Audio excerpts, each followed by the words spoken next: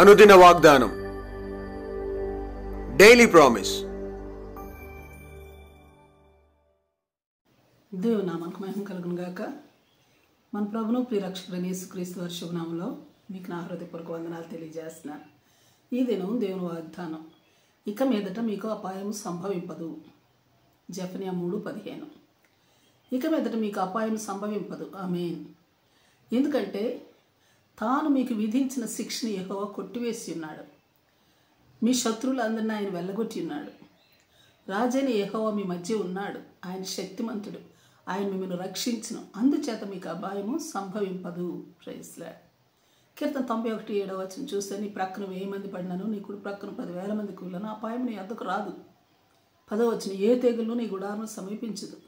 నీ మార్గములన్నిటిలో నిన్ను కాపాడటకు ఆయన నిన్ను దూతలకు ఆజ్ఞాపించును. నీ పాదములకు రాయి తగలకుండా వారు నిన్ను తమ చేతుల మీద ఎత్తి పట్టుకొందురు. నీవు సింహములను నాగుపాములను త్రొక్కెదవు, కొదమ సింహములను భుజంగములను అణగదొక్కెదవు.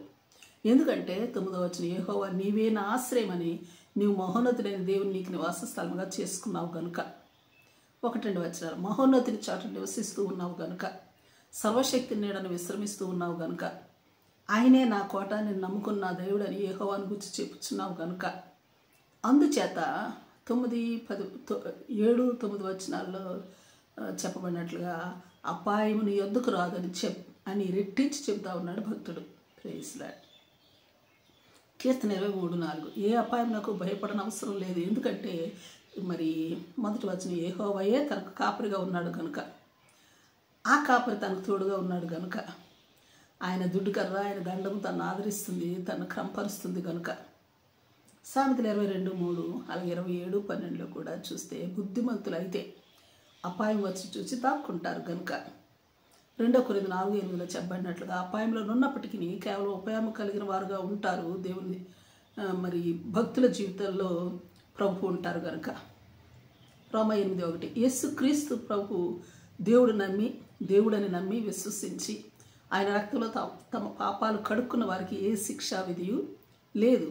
ఆయన కాపరత్వం క్రింద నుంటూ ఆయన్నే ఆశ్రయిస్తూ మహోన్నతుడైన ఆయన్నే నివాస స్థలంగా చేసుకుని బుద్ధిమంతులుగాను ఉపాయం గలవారుగాను జీవిస్తూ మరి ఉన్నట్లయితే అపాయం సంభవింపక అది దూరముగా నెట్టివేయబడుతుంది.